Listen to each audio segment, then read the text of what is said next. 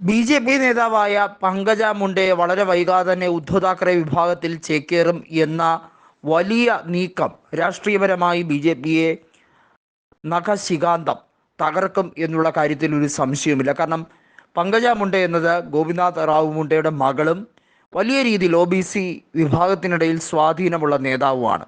അതുകൊണ്ട് തന്നെ പങ്കജ മുണ്ടയുടെ രംഗപ്രവേശനം തീർച്ചയായും ബി.ജെ.പിക്ക് ഉണ്ടാക്കുന്ന നഷ്ടം വളരെ വലുതാണ്. അതിൻ്റെ ആഘാതം വളരെ ദൂരവ്യാപകമായിരിക്കും. മഹാരാഷ്ട്രയിലെ അങ്ങോളം ഇങ്ങോളമുള്ള മേഖലകളിൽ അത് തകർച്ചയിലേക്ക് പോകാനുള്ള കാരണമാകും. ഫട്നാവിസിനേക്കാൾ എന്തുകൊണ്ടും മികച്ച നേതാവാണ് താൻ എന്ന് ഒരിക്കൽ പങ്കജ മുണ്ടെ പറഞ്ഞിട്ടുമുണ്ട്. ഇപ്പോൾ പങ്കജ മുണ്ടെ കൃത്യമായി പറയുന്നുണ്ട് ബീഡ് മണ്ഡലത്തിൽ താൻ തോൽക്കാനുണ്ടായ കാരണം ഉൾപ്പെടെയുള്ള കാര്യങ്ങൾ. നേരത്തെ ബീഡ് ലോക്സഭാ മണ്ഡലത്തിനകത്ത് വരുന്ന പാർലി എന്ന് പറയുന്ന നിയോജക മണ്ഡലത്തിലായിരുന്നു പങ്കജ മുണ്ടെ പരാജയപ്പെട്ടത്. ധനഞ്ജയ് മുണ്ടയോടാണ് പരാജയം ഏറ്റുവാങ്ങിയത്. അതിനുശേഷം ഇപ്പോൾ ഇതാ ബീഡ് മണ്ഡലത്തിലും പരാജയപ്പെട്ടിരിക്കുന്നു. നമുക്കറിയാം ഗോപിനാഥ് റാവു മുണ്ടെ 2014 കാർ അപകടത്തിൽ മരിക്കുമ്പോൾ അതിനുശേഷം അദ്ദേഹത്തിൻ്റെ ഇളയ മകളായിട്ടുള്ള പ്രഥം ഗോപിനാഥ് മുണ്ടയാണ് ബീഡ് മണ്ഡലത്തിൽ റെക്കോർഡ് ഭൂരിപക്ഷത്തോടു കൂടി ഉപതെരഞ്ഞെടുപ്പിൽ ജയിച്ചത്. ബി.ജെ.പിയുടെ കുത്തക മണ്ഡലം എന്ന് കരുതപ്പെട്ടിരുന്ന ബീഡിൽ എന്നാൽ ഇക്കുറി പങ്കജ മുണ്ടെ മത്സരിച്ചപ്പോൾ പരാജയമാണ് ഏറ്റുവാങ്ങിയത്.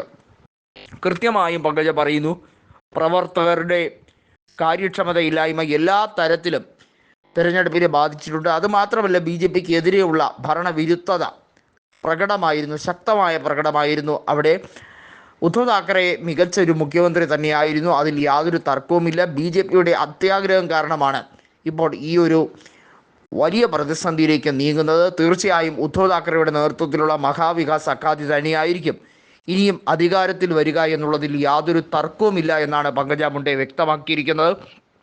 ശരത് പവാറും ഉദ്ധവ് താക്കറെയും ചേർന്നുകൊണ്ടുള്ള സഖ്യം, അതിനകത്തുള്ള കോൺഗ്രസും അതുപോലെ തന്നെ ഈ ശക്തി തന്നെ ആയിരിക്കും മഹാരാഷ്ട്രയിൽ നെടുന്തൂണായി മാറുക. ബി.ജെ.പിക്ക് ഇനി താങ്ങാൻ കഴിയുന്നതായിരിക്കില്ല. NDA പക്ഷത്തിന് ഇനി എത്രയൊക്കെ മറ്റുള്ള പാർട്ടികളെ പിളർത്തിക്കൊണ്ട് വന്നാൽ പോലും അതിലൊന്നും തന്നെ നേട്ടം നേടിയെടുക്കാൻ കഴിയില്ല. ഗഡ്കരി പറഞ്ഞതുപോലെ ബി.ജെ.പിക്കുള്ളിൽ തന്നെ ആത്മപരിശോധന നടത്തേണ്ട സമയമായി കഴിഞ്ഞിരിക്കുന്നു.